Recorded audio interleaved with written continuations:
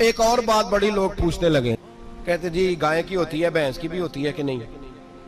چلو جی اب نئی بات نکل آئی۔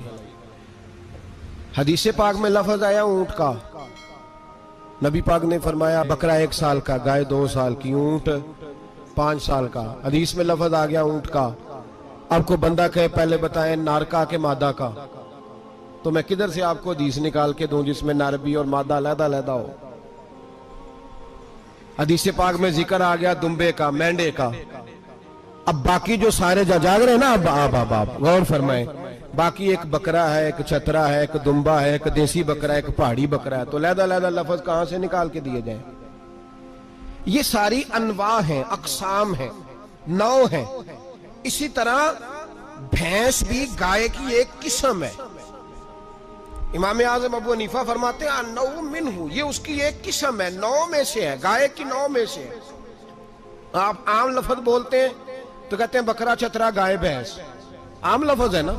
تو جب گائے کہہ دیا تو اب کو بندہ کہے گائے آیا تو پہلے بتائیں گائے تو ہے تو اس میں بیل شامل ہے کہ نہیں؟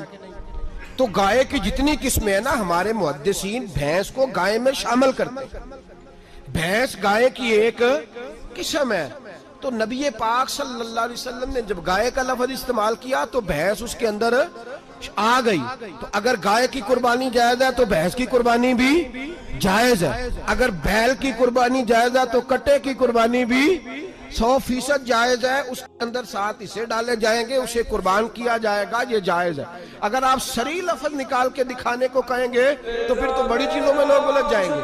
پھر کیسے نکالا جائے گا خسی کی جائز ہے کہ نہیں، جو خسی نہیں اس کی جائز ہے کہ نہیں، فلاں کی؟ تو ان تفصیلات، ہاں بہت ساری چیزوں کی تفصیلات حدیث میں ہیں لیکن ساری چیزوں کی موجود نہیں۔ اس لیے میرے عزیز یاد رکھیں، بھینس کی قربانی بھی ہوگی، گائے کی بھی ہوگی، بیل کی بھی ہوگی، کٹے کی بھی ہوگی۔